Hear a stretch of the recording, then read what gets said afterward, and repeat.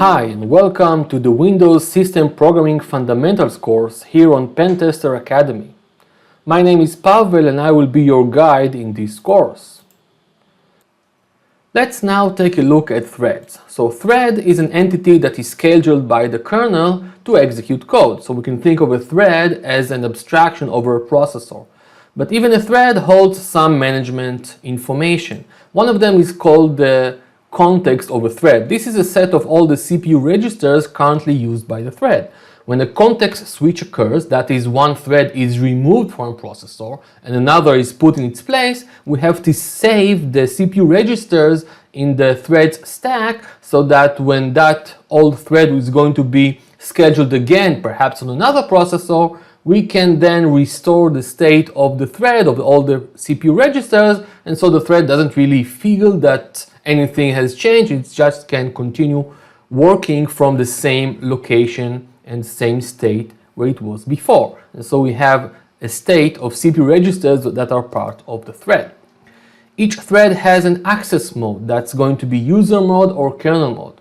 So as we'll see later when we look at the general Windows architecture, a thread wants to do some stuff such as open a file, then it has to go into kernel mode. In kernel mode, the thread has the ultimate power of the kernel. It can do practically anything. In user mode is limited in what it can do, and that's of course by design.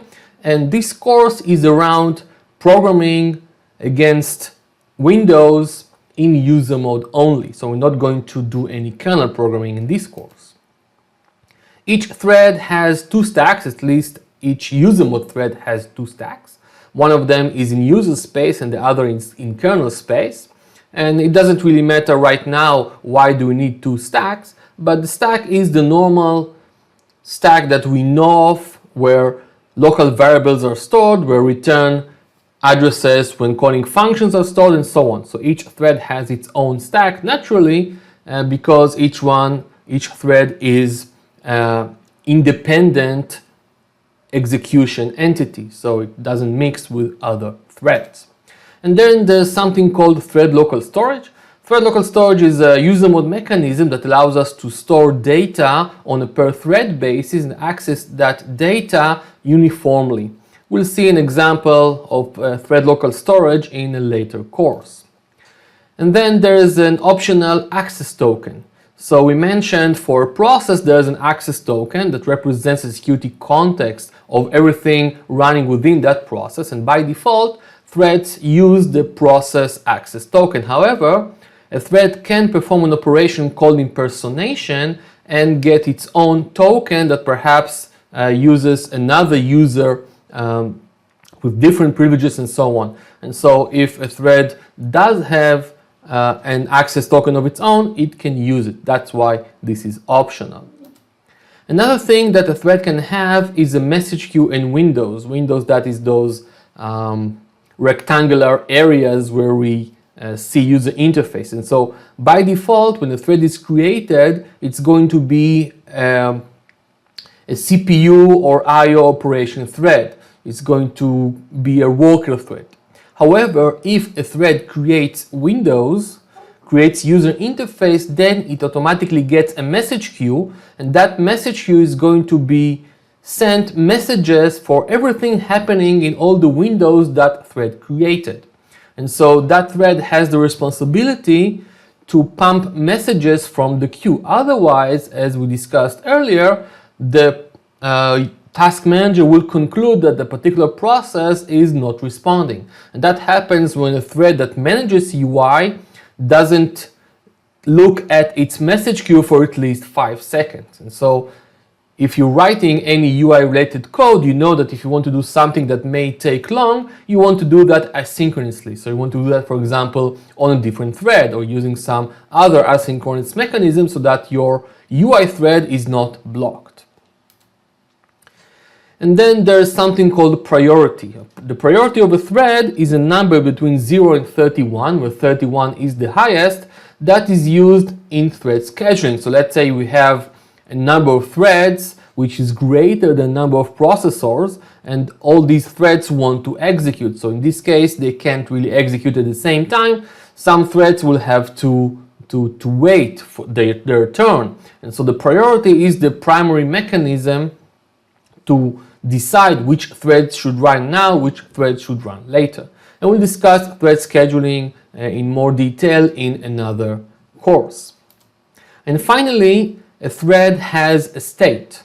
And there are several states to a thread. These are the most common ones. Running means the thread is currently executing code on one of the processors. And so on the system with X processors, then only X threads can be in the running state at any given time. The state ready means that the thread wants to execute code, but currently all the processors are busy with running other threads, and so it has to sort of wait in turn.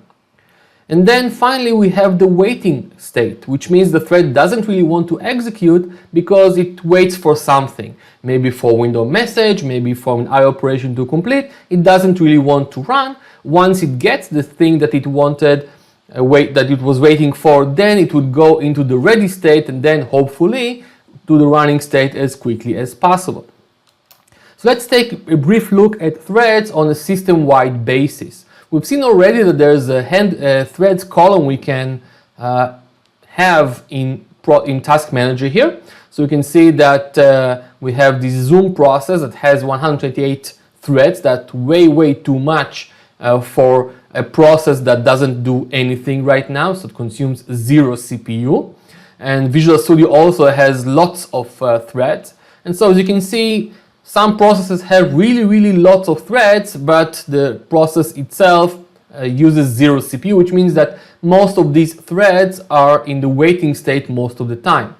Why do we need so many threads? And the answer is we don't. This is really just bad programming, I would say. But we're not going to discuss that right now. Let's go to the Performance tab.